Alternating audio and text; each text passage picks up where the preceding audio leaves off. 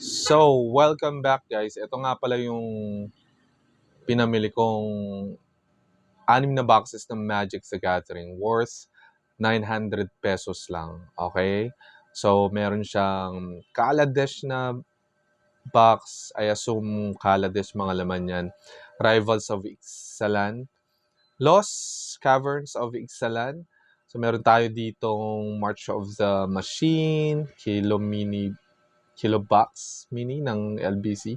Tapos, eto may isa pang box dyan sa top right. And if you check it, if I go closer, ayan, ito yung laman niya. So, medyo siksik, liglig, umaapaw.